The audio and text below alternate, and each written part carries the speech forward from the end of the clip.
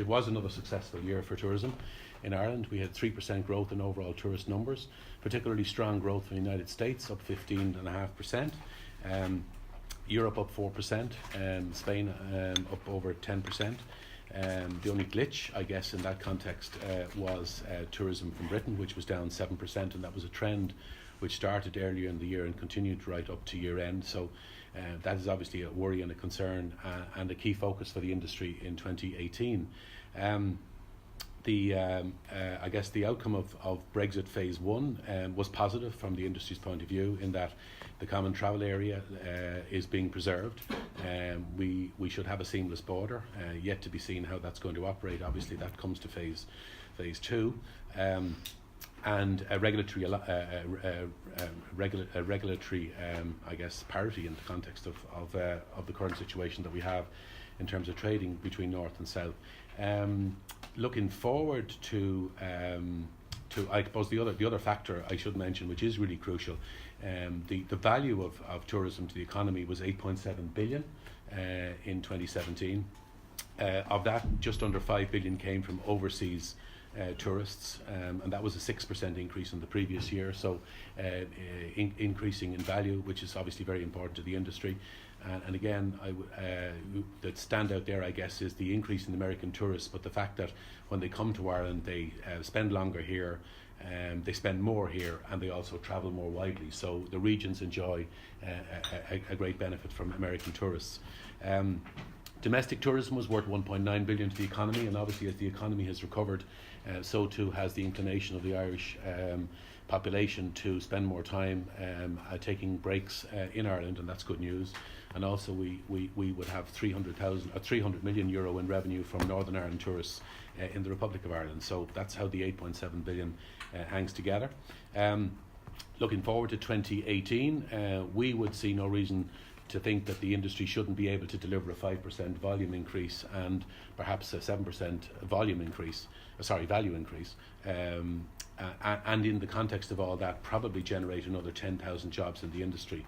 And again, worth pointing out that the industry now employs 230,000 people, so it's the largest indigenous employment sector in the country. And we think delivers somewhere over 2 billion euro in tax revenue to the government and to the state.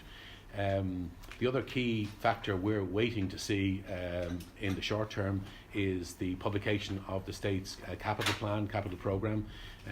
We have made a strong play for a significant uptick in investment in tourism. We need new tourism product to cater for tourists, and obviously tourists' interests change over time, and so we need to both build new attractions and we need to find more things for tourists to do when they come here on the back of what's already been built. We also, it should be said that we do not want to become over-reliant on American tourists, and they're very important to us, but ultimately you don't want to have too many eggs in one basket. So diversification of our tourist markets are important, and I think also crucially a significant uptick in investment by Tourism Ireland in the United Kingdom market is going to be really important to hopefully stabilise and perhaps see that decline that we've seen in 2018 grow again. So that would be the key highlights I would like to highlight. I don't know if I've missed anything, Eoghan. If I have, you can. I don't think so. I'll run through a few short slides just on 2017 and maybe what we think are the sort of the outlook for 2018. We've also, in March, we're also launching a kind of an industry roadmap for the sector out to 2025 and beyond, and I'd just like to talk briefly on that. Obviously, that'll be launched in March, and there'll be much more detail then. As Maurice says it's the biggest single indigenous industry that Ireland has in terms of employment. So there's 230,000 people employed in tourism and hospitality. That's about 1 in every 9 around the country, and I think that's the key point that we're keen to get across, that this is a massive employer. It's a very labour-intensive business, and also it's one of the very few sectors that actually has really good regional spread, and it can reach parts of the country that foreign direct investment or multinationals or even regular SME businesses can't really sustain. Tourism is there for the long term, and we've seen it, I suppose, in recent years with the success of the Wild Atlantic Way. If product is developed and a strong brand and a strong marketing investment is put behind it, there can be long-term sustainable benefits for communities and parishes and rural towns right around the country. That's the key thing to get across. I've just got a few slides here on screen which I'll take you through very briefly, and a copy of it will be sent to you, and also you've got the releases anyway. As Maurice says, the industry is now worth 8.7 billion euro annually. That's a new record.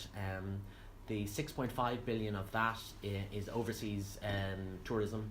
It's up 6% year on year. So it's a very kind of positive story, if you like, for Irish tourism. There's been 25,000 new jobs in the industry over the last couple of years. As I say, just shy of 300,000 people in the sector now working. 2 billion goes back to the economy in direct tourism-related taxes every single year. And one thing worth pointing out is that the state investment in tourism is about 110 million euro. That's the budgets for Fáilte Ireland and Tourism Ireland, both capital and current, is about 110 million euro. And yet the state gets back 2 billion euro in direct tourism-related taxes. So that investment that the state gives to Irish tourism is very productive, and there's a very strong return for the Exchequer.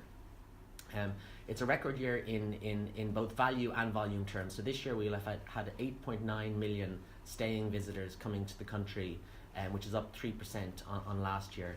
I don't know whether you can make out the detail there, but generally it's a positive story from all markets. You'll see on the far right, which is the North American markets and long haul markets, both in terms of volume, which is footfall, and in terms of value, which is revenue.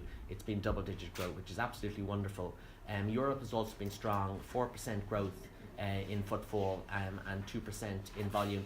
The big concern, though, are the two bars in the middle of that chart, which is the British market. Both in terms of footfall and revenue, there's been a decline, which is the Brexit effect, which is the currency effect, which is the kind of the weaker UK economy effect. And that's a big concern, because it's all very well getting new markets and Americans and long haul and stuff, but Britain, to a certain extent, is Irish tourism's bread and butter. About 40% of all visitors come to Ireland, come from the UK, so it's absolutely vital. And not only is Ireland losing volume, but it's also losing market share, because the outbound market from Britain hasn't fallen by that much, but Ireland's share of it has. So it's a big concern, and as Maurice said, we need a step change in terms of marketing and investment and raising awareness of Ireland as a holiday destination in that market. That just shows where we've come from in the last 10 years. So back in 2007, it was the previous peak of 7.7 million international visitors. We're now up to, as you can see, 8.9 million. So the crash, if you like, the tourism crash was quite severe, and we fell in 2010 was the lowest ebb, just under 6 million visitors, and now we're just below 9 million. So it's been a very steep and very strong return to growth. I suppose the thing to point out there is that the year just gone, the 12 months just gone, is the slowest pace of growth in recent years, and that's something to keep in mind, and that's very much a result of the British market being weak this year. If you look at where, instead of just looking at footfall, if you look at where revenue comes from, which I suppose is utterly critical to tourism businesses up the length and breadth of the country, the biggest single revenue generator for Irish tourism is the mainland European markets. But you can see the North American market is worth over 1.5 billion euro now annually to the Irish tourism sector. So it's particularly important. Britain, you can see, is only just over $1 billion. So there's big footfall from Britain, which is obviously very important for airlines and ferry companies and hotels and stuff. But the big spenders are the markets further away, such as North America and the mainland Europe. If you look at how revenue has changed this year versus last year, the yellow is the North American market, which is predominantly, about 90% of that is US, but Canada has also been performing strongly. That's been roaring ahead and is 225 million euro up on where it was last year. And the British market is down 65 million euro. Overall, there's been about a 250 million euro increase in overseas tourism revenue to the sector this year versus last.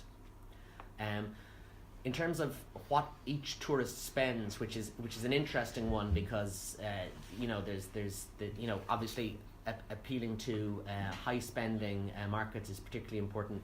The top two are the rest of the world and North America. They tend to be the longer haul markets, and they stay longer. But you can see how valuable, for example, the North American market is, the US and Canadian. They spend €730 when they're here on the ground in Ireland, so that doesn't include airfares. But while they're on the ground in Ireland, whether it's hotels or restaurants or cultural attractions or tourist sites, €730 per person is spent by the average American. Germany also a very strong performer, over €600, and Britain, because they tend to be short stay markets and don't come for a great length of time, are flat versus where they were last year.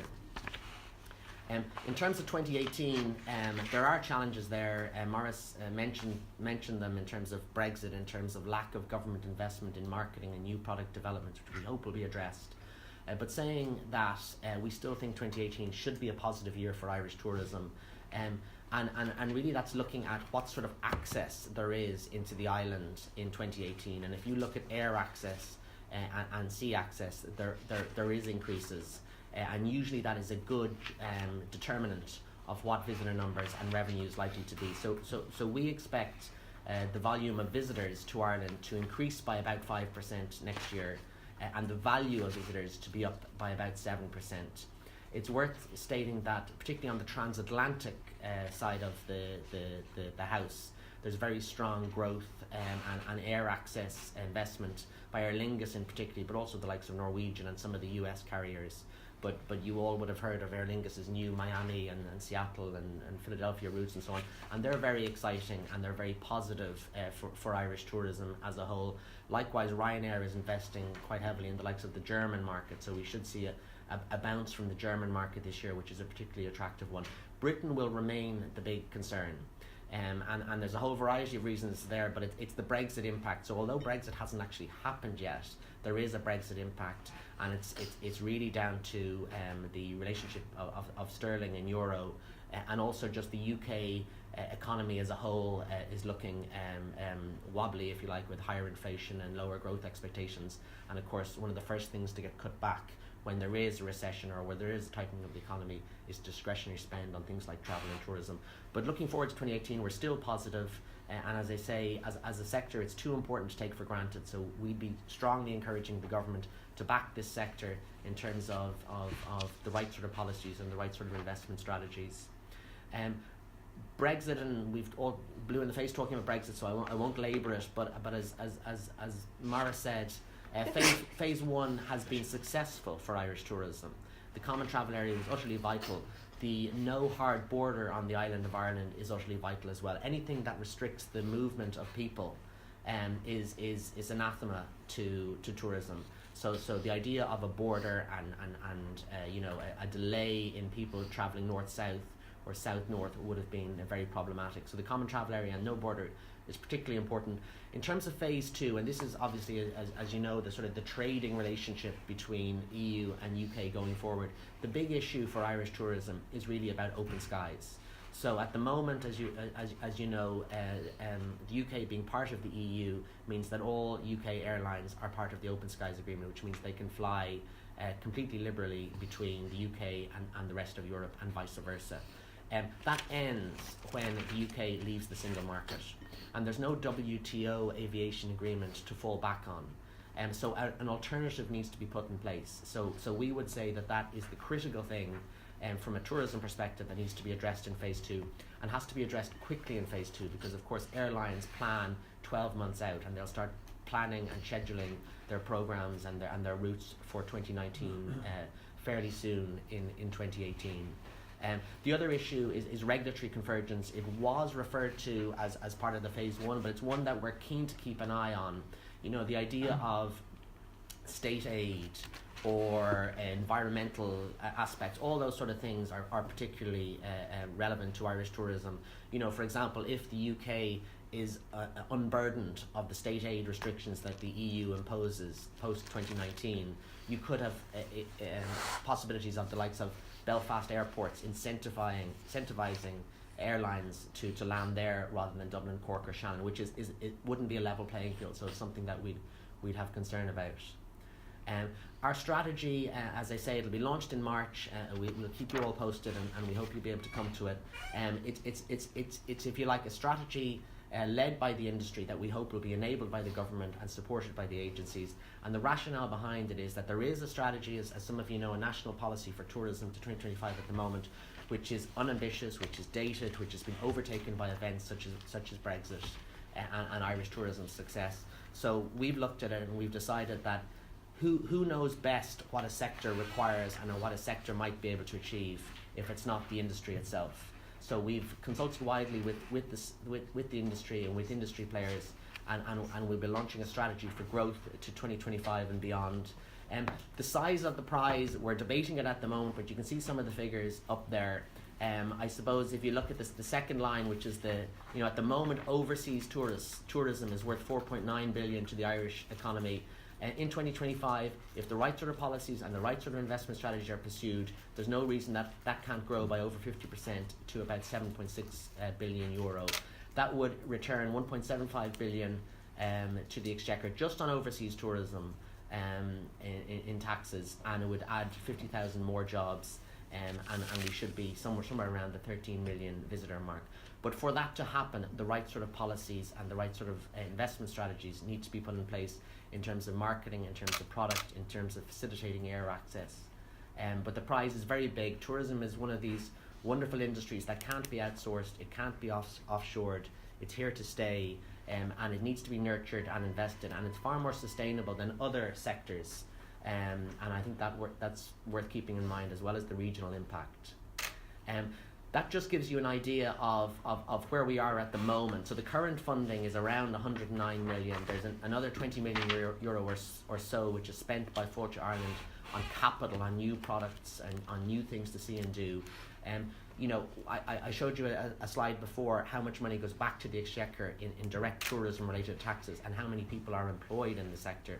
So we think, and we'll be fleshing this out, and we'll be articulating it within the strategy. We think that needs to be significantly increased, and the tourism current budget should go back to where it was. So we're not necessarily talking about a multiple just for the sake of it, but we're talking about increasing it to where it was and restoring the circa 40% cuts that there have been over the last few years. And that will allow us to market Ireland effectively in both the GB, but crucially to diversify into new markets.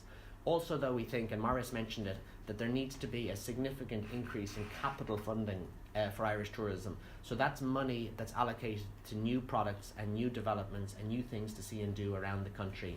At the moment, only 20 million euro per annum is spent on that, and we think that should be tripled to around 60 million euro.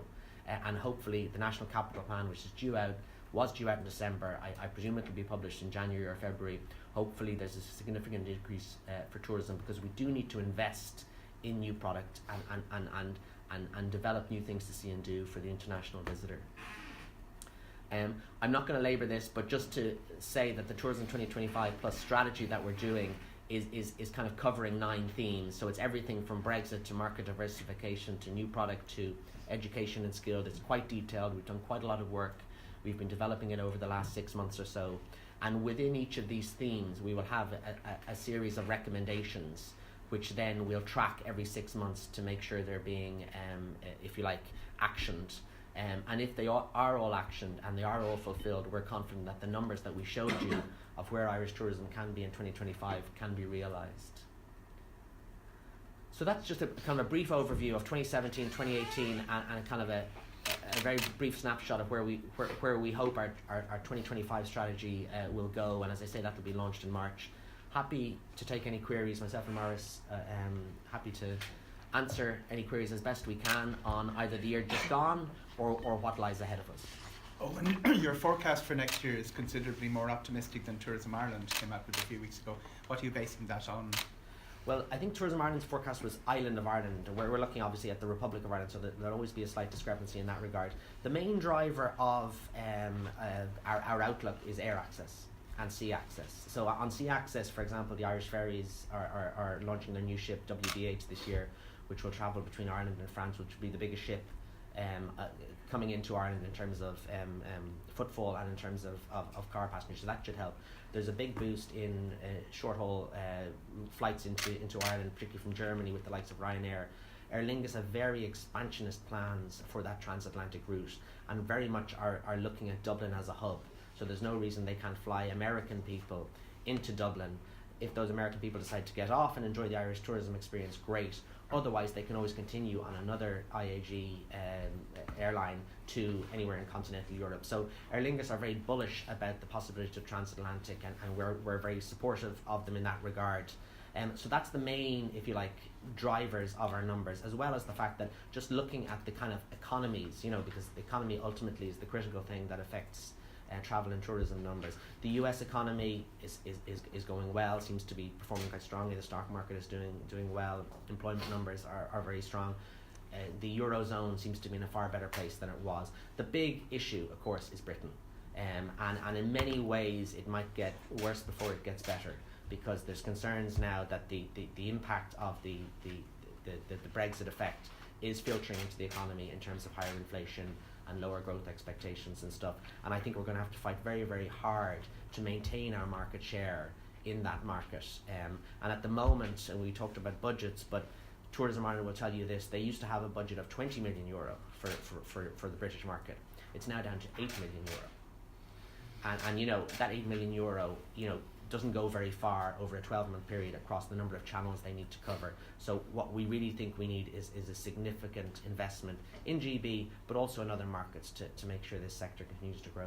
And is there somewhere sorry, Maurice? I'm just going to say, just to add to that, to make a reflective comment, my first direct involvement with the tourism industry was to chair a midterm review of the tourist policy back in 2009 for the government, and one of the issues at the time was an expectation that Board Snip were going to cut the spend significantly, and I usually encourage them not to do so, and on the back of the fact that this is equity in the Irish brand that we have invested in, and if you reduce your spend as your competitors increase theirs, your share of voice drops, your share of awareness, your share of mind drops, and you are going to see a decline in tourists.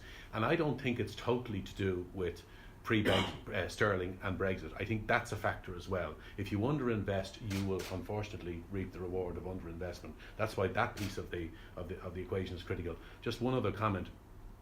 World travel trade believes that the world travel will grow by approximately 4% in 2018. So it would be very disappointing if Ireland can't at the very least match that, and we should outperform it. We should be more ambitious. And is there a market, to Eoghan and Maurice, that will replace what you describe as the bread and butter of Irish tourism in Britain? Nobody's forecasting it to grow, so is there somewhere we should be looking to make up that shortfall?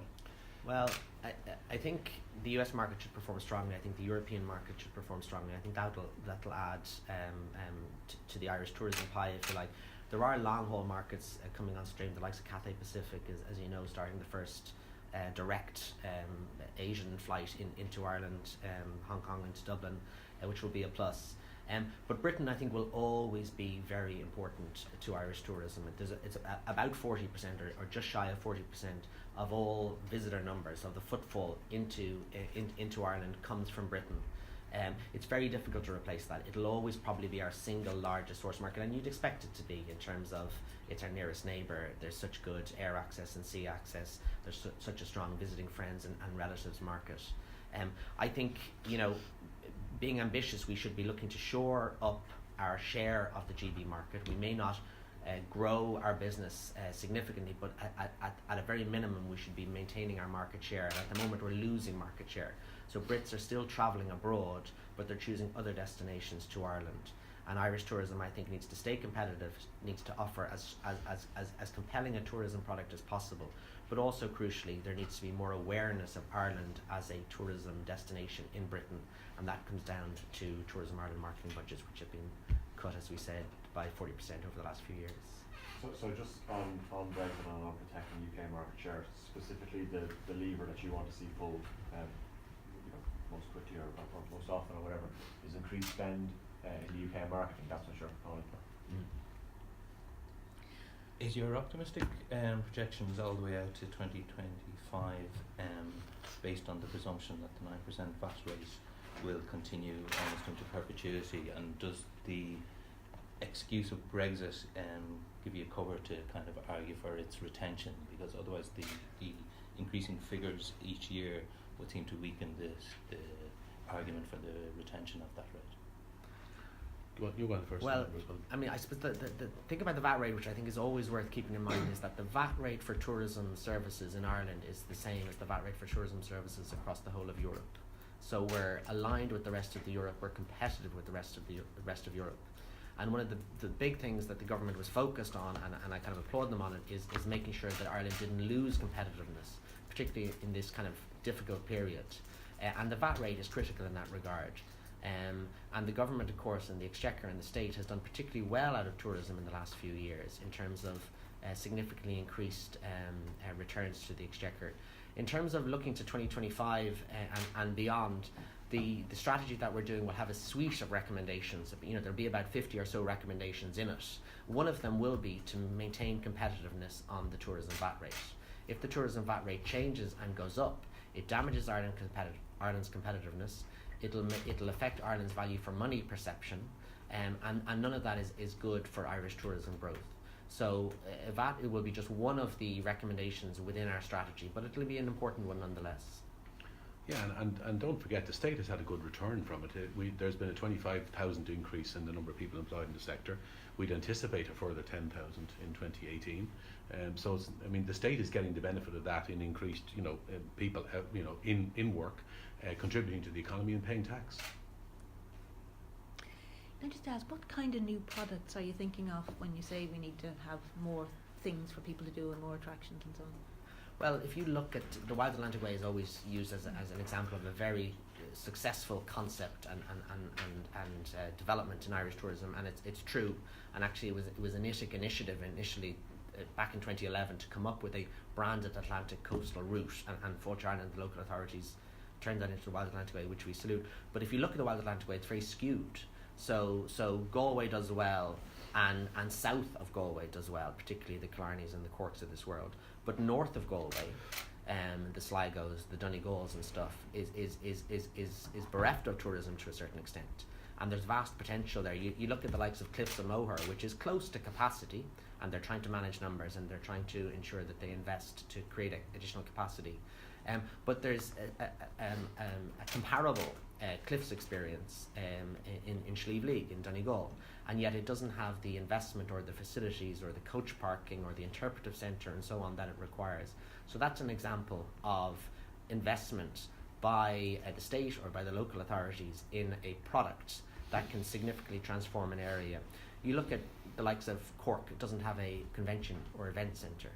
And the Midlands, if you like, is sort of the forgotten area of Irish tourism, and it's bereft of product. So you need sort of new things to see and do in terms of greenways or in terms of trails or in terms of banqueting facilities.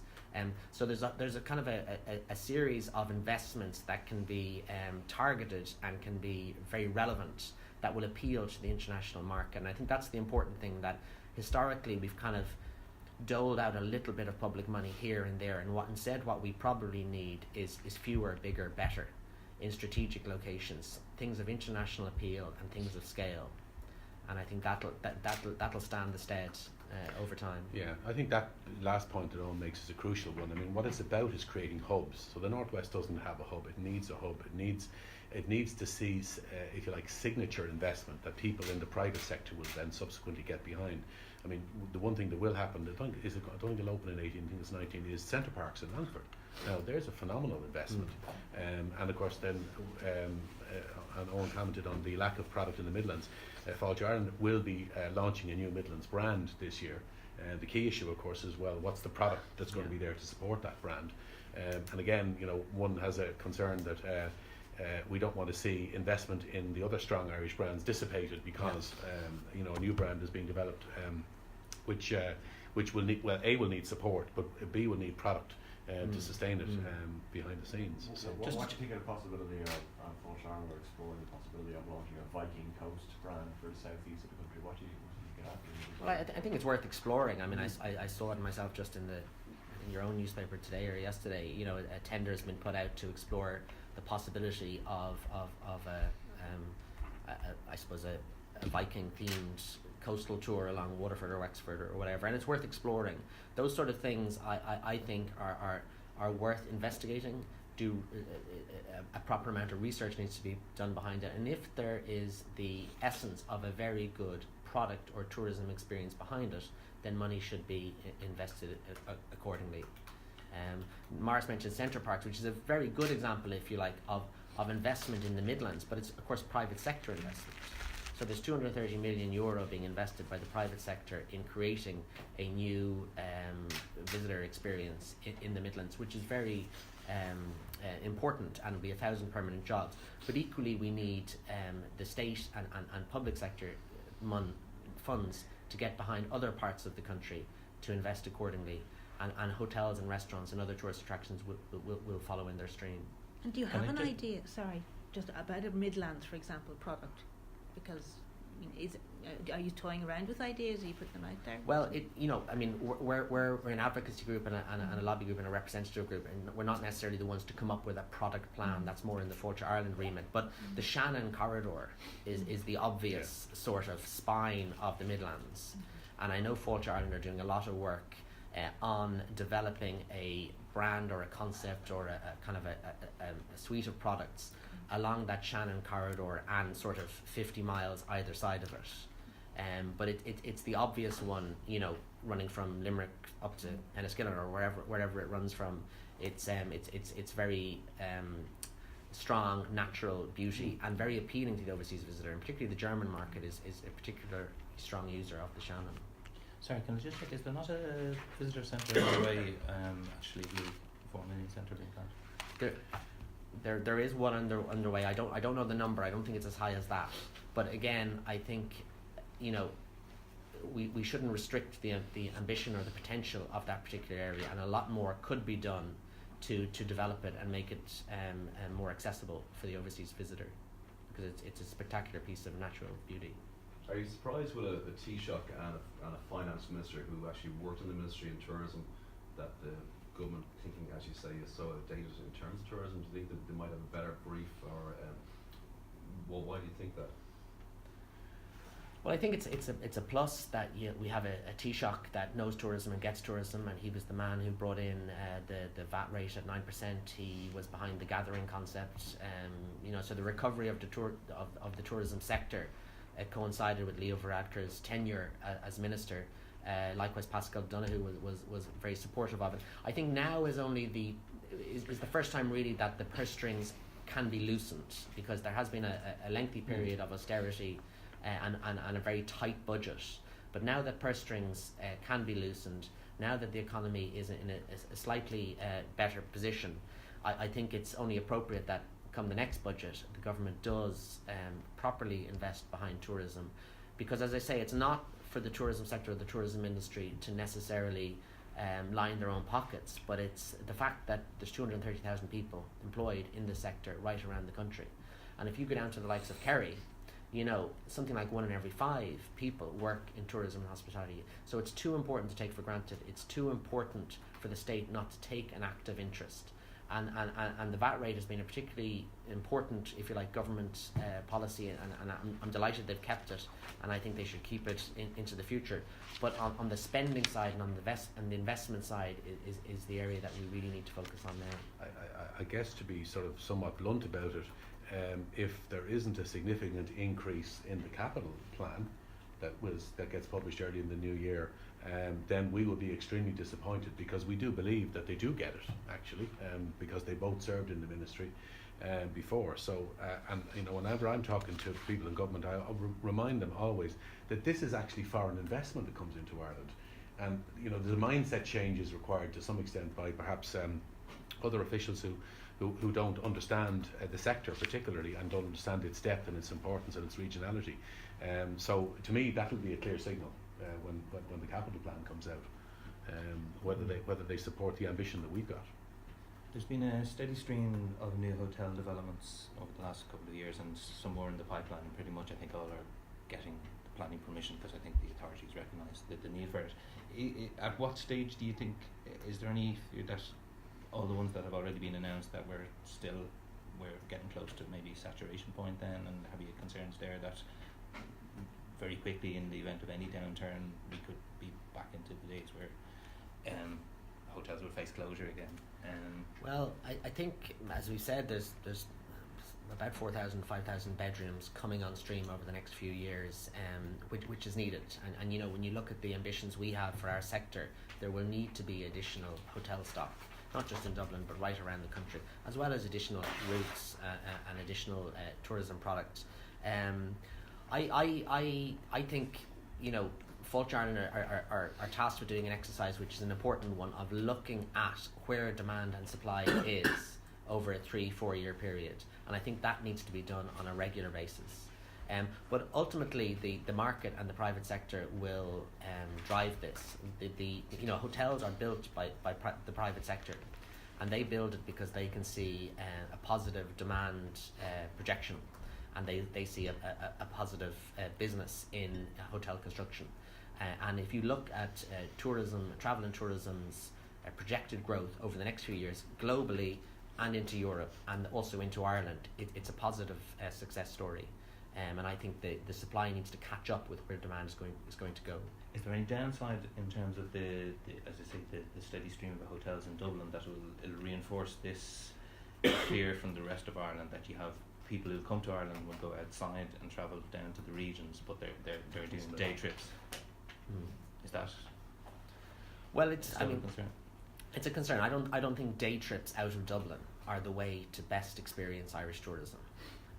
But if there are day trip operators who are making money out of that, and if the consumer is choosing that, so be it. But I think what we all need to do is make sure that the regions are properly promoted, and that there's proper tourism product in those regions to encourage dwell time, so that people instead spend time in Cork or Kerry or Mayo or Roscommon or Athlone or wherever, because there are things to see and do, and there's a pleasant experience there. I think that's particularly important. The day tourism is a feature of tourism globally, and it's going to be a feature of Irish tourism. I don't happen to think personally that's the best way to experience the Cliffs of Moher or the Wild Atlantic Way or the Giant's Causeway, and I would encourage visitors to spend more time in those particular regions, and of course that's much better for the national or the regional economy as well. And the other thing, I think, you know, from a macro perspective, we all have to appreciate is this is customer driven. It's actually consumers who ultimately decide where they want to go, and where they want to spend time. And the one thing that's pretty clear when you look at just tourism trends generally around the world are urban tourism is in growth. People want to visit capital cities. So, you know, it's crucial that we have proper accommodation in our capital cities, but in parallel with that, as Eoghan has said, and as we keep saying, we need to develop, we need new product, we need to give people reasons to stop between Dublin and Galway, somewhere in the middle, for instance, and that can only happen if you provide product, and that's a combination of coordination of private sector investment with state investment and state support. See, business trips are down, is that right? I saw that somewhere. Yeah. What's your thinking behind that? Well, I think quite a few of those business trips would come from Britain, so that's down. And you know, if you're a conference organizer or organising incentive trips, and you're looking at a product such as Ireland, which is 20% more expensive simply because of the exchange rate, I think you'll either not do it, or you'll do an incentive trip or a conference somewhere else within the UK, and at least you're dealing with the same sterling zone. Overall, I think business tourism has vast potential. I think Ireland is only kind of, if you like, getting to grips with it. We've got a brilliant product in Dublin in terms of the convention centre, which is having a great time and was recently voted the best convention centre in the world. But we don't really have convention or events facilities outside of Dublin. And particularly I always think that Cork, our second city, great direct air access from lots of markets around the world, and it can't really cater for large scale conferences and events. And I know from talking to colleagues in Cork that not only does Cork miss out because it doesn't have the product, but Ireland misses out because somebody who's interested in a conference or an event in Munster or in Cork or the Wild Atlantic Way or whatever, and can't get it, then maybe moves their whole conference and event to another country. So Ireland as a whole misses out. And again, it goes back to investing in the right sort of large scale products. And remember, the convention centre here in Dublin is a great example of public-private partnership. You know, it was funded by the state and agencies, and it's operated privately, and it's been very, very successful. And that sort of model, I think, could be replicated elsewhere. There's almost no capacity and no spare capacity in all the main tourism destinations for a good chunk of the year, whether it's Dublin, whether it's Killarney, whether it's the Seaboard.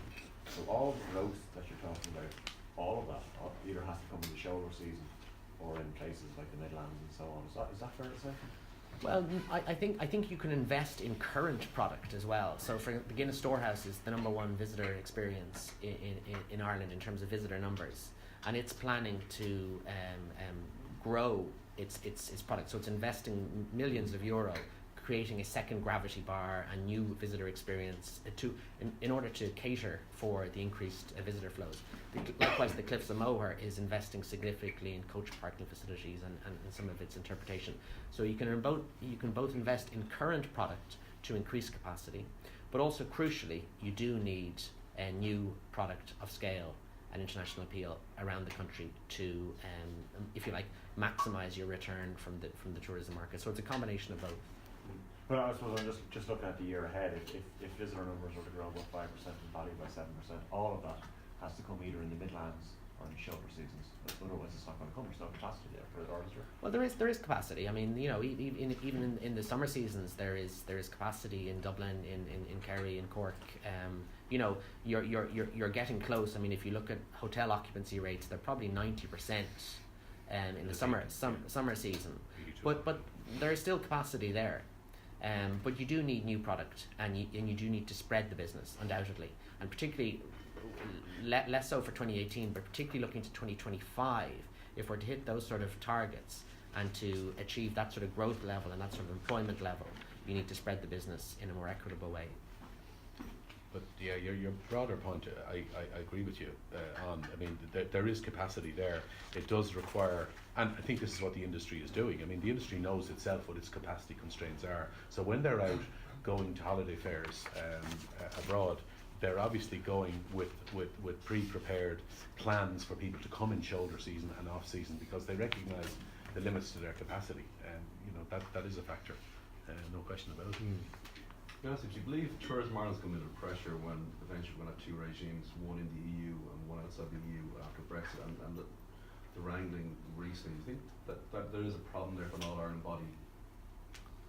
I think when the Brexit vote happened, June 2016, the Taoiseach and the British Prime Minister, which I suppose was Enda Kenny and David Cameron, I suppose at the time, came out straight away and said that the all-island agencies are part of the future, no matter what happens.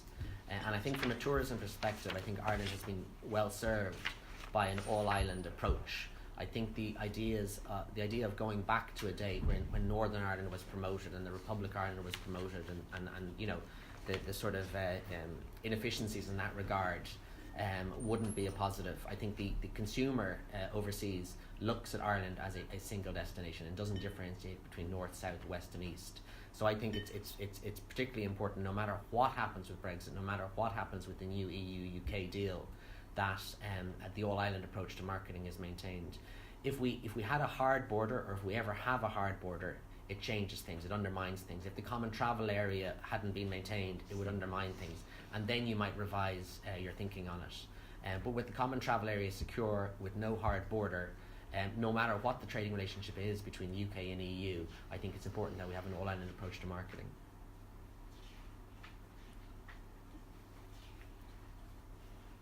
What's the big issue that you would like to see being taken seriously, that your members would like to see being taken seriously, a political issue that isn't being debated at the moment? Brexit is being well trashed out, the 9% VAT rate is being well trashed out. Is there something out there that your members are concerned about is being neglected while so much energy is being put into those subjects? Well, I think the issue of the investment is very important. You know, the lack of investment in both promoting Ireland overseas and the lack of investment in creating new things of scale and international appeal here on the ground is a particular sore point. We also have to think that Dublin Airport, it's important that investment and increasing the capacity of Dublin Airport, both landside and airside, it's vital that that continues, because there is a real opportunity for Dublin, because of its strategic position between the European bloc and the North American bloc, to become a hub. And if it becomes a hub, it's very positive for Irish tourism, because suddenly lots of new routes open up and there's increased capacity on current routes into the country. But things need to happen to facilitate that. So airlines are keen to grow their footprint, if you like, in Dublin. But both airside and landside, in terms of new runway, in terms of new gates, in terms of new terminal facilities, need to be put in place. And I know DAA and Dublin Airport are particularly anxious about that. And if that happens, I think it'll facilitate strong growth and enable strong growth in Irish tourism into the future. Are we losing momentum on that issue? I think there's momentum. Yeah, I think there's an understanding. I think though investment needs to happen nearly ahead of the curve. And I think DAA and Dublin Airport are keen to progress on that. I mean, work is underway on the new runway. I think there's a couple of final objections that need to be addressed. But likewise, it's not just the runway, it's also actually in terminal capacity and in terms of gates and stuff need to be put in place.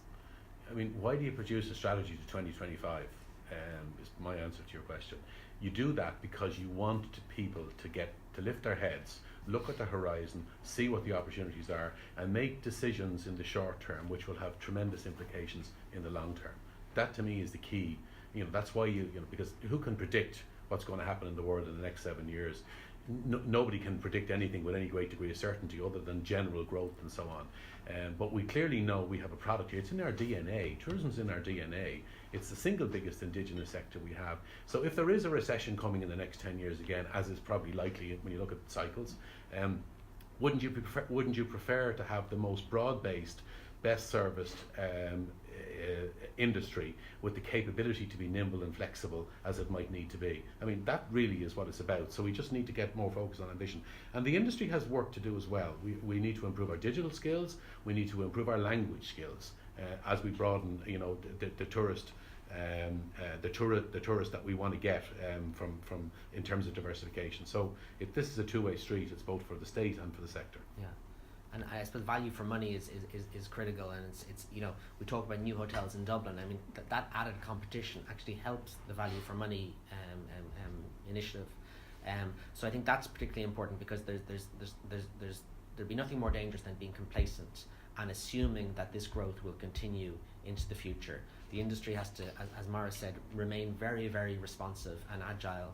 But equally, we as an industry representative group should be demanding more of state and state agencies to get behind this sector, because there's vast potential into the future, and it's jobs. It's a very labour-intensive business, and you could have another 50,000 jobs in this sector over the next 7 years, which is good for the economy and for the sector as a whole.